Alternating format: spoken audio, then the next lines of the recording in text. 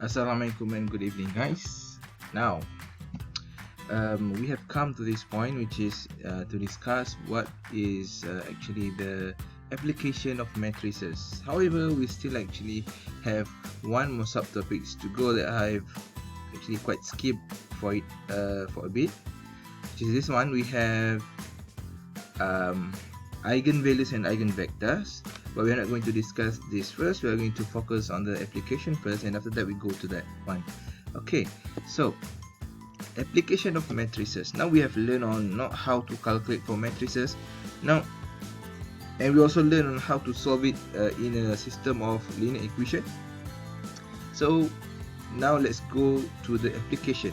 Application wise, the way the matrices will be used to solve for system of linear equation. If you can remember, this is what system of linear equation looks like, right? They have these equations. Okay, previously we just give you the equations and you just need to solve it. Okay, the difference in the application is that you are going to figure out what is the equation. Alright, so basically they are going to give you the general form of equation, right? And then you are going to create the linear equation by yourself based on the information given, right?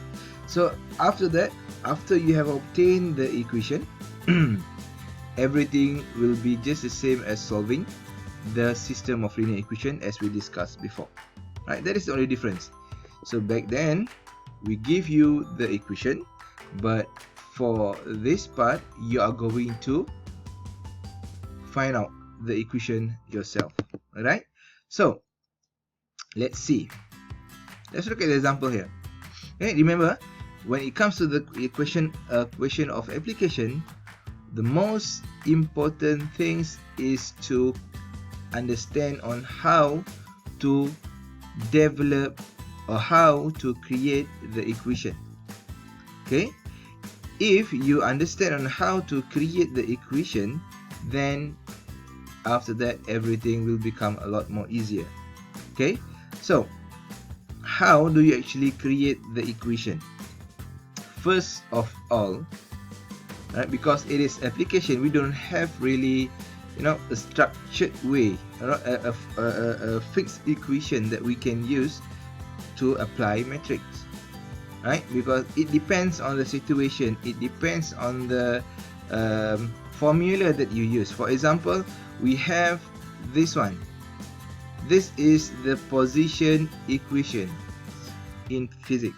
So this is the equations.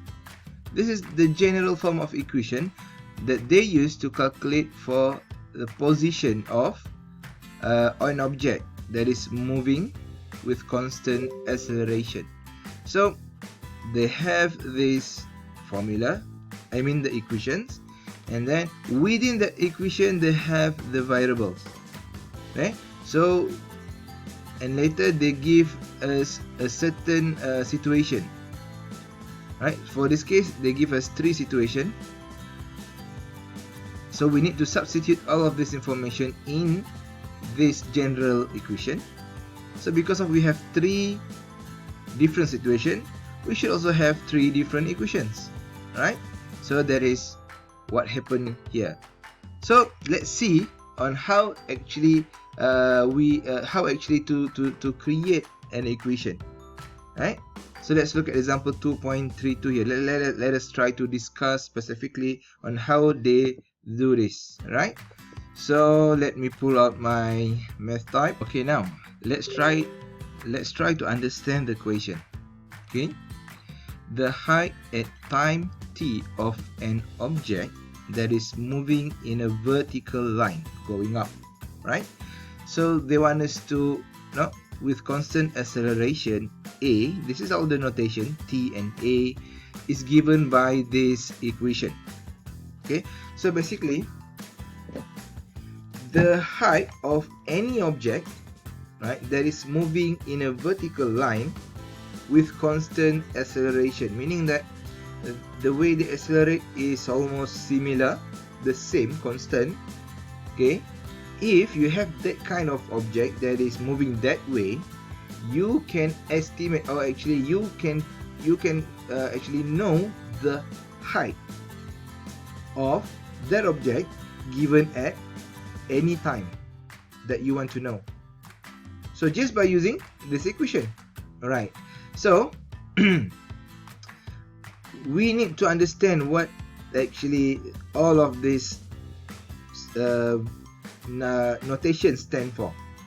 So S here is actually the position, for position.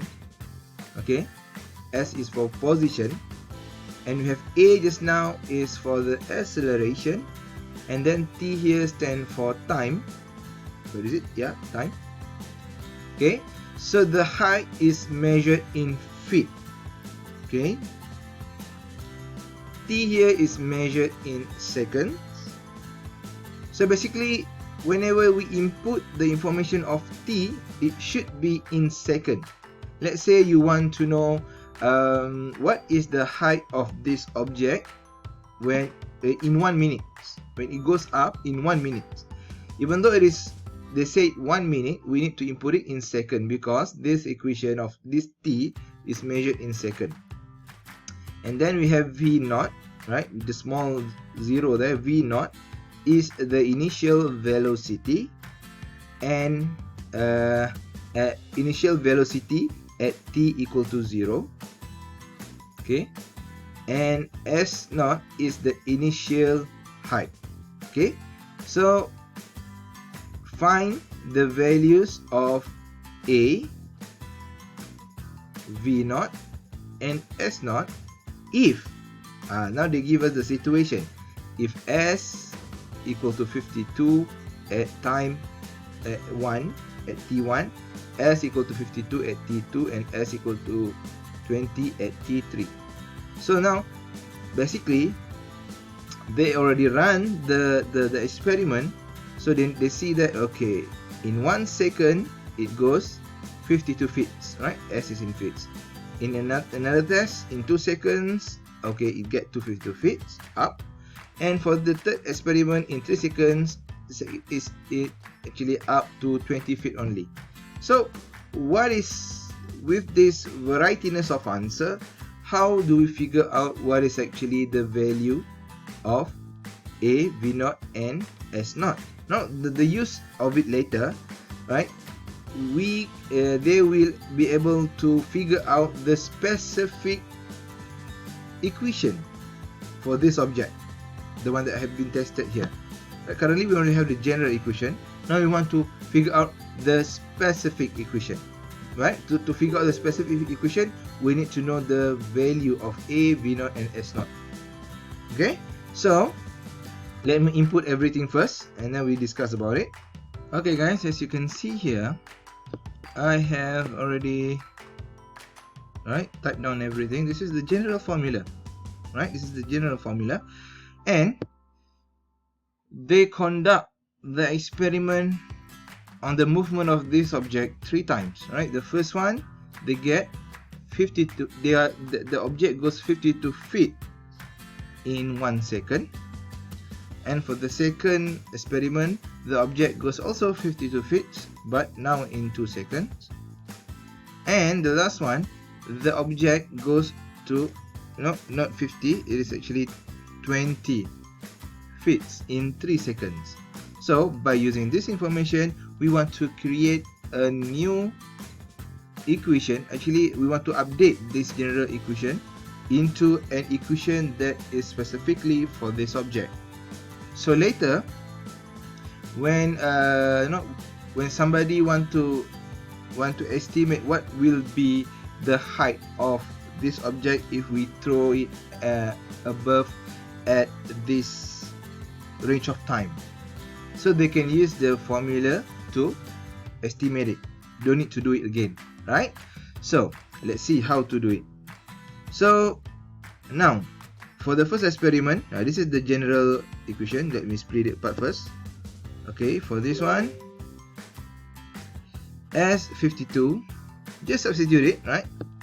and then we have T1. Okay, so T1 here and T1 here, and then for this one S52 we have T2.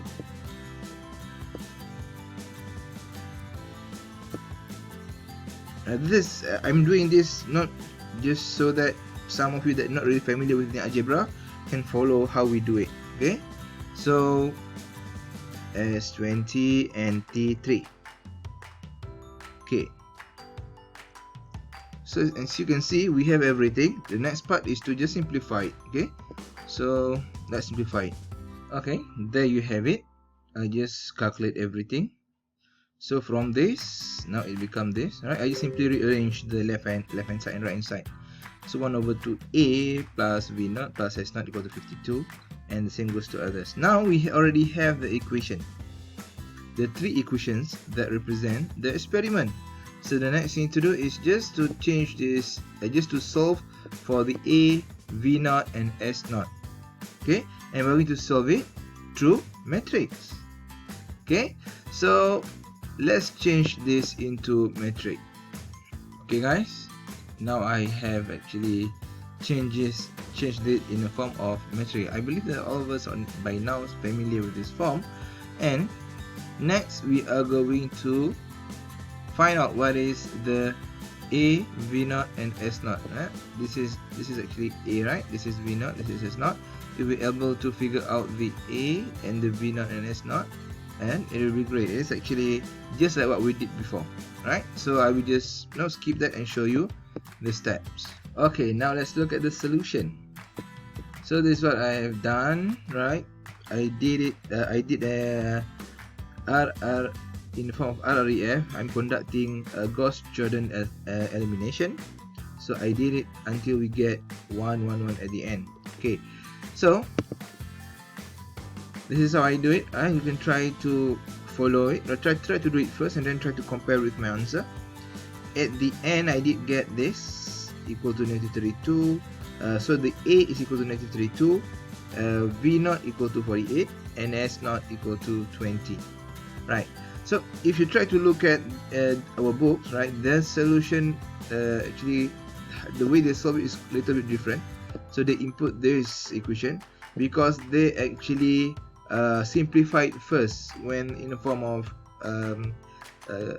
linear equations, but it don't really matter as long as you can input all of the situation here and form an equation. You can either do it like this, simplify it like this first, or you can just jump into the matrix like this, right? So you have this, jump into the matrix, just convert it into the matrix and try to solve for the three variables. So now that I have this, the next thing to do is to substitute it back in our original formula. Okay, let me copy it down. So this is our original formula, right? If you can remember. Okay, I put it down here. Let's compare it. See, so I just input back the A, -32, and the V0, which is 78, and no, sorry, it is actually 48, right? 48. Okay, and then we have S0, which is 20. Okay, so I just simplify it. So now we have an equation, a specific equation for that object. So now whenever somebody want to throw that want to know what will be the expected height for that object when being thrown for maybe, let's say, 3 seconds. So you just input 3 at this t, and then just calculate for the s. So that is actually the applications. Alright, so we are going to look at several more applications after this. I hope that you can understand this. Alright, but remember, the most important things in application is, to convert the information into linear equation. After that, everything will become easy. Okay, so thanks.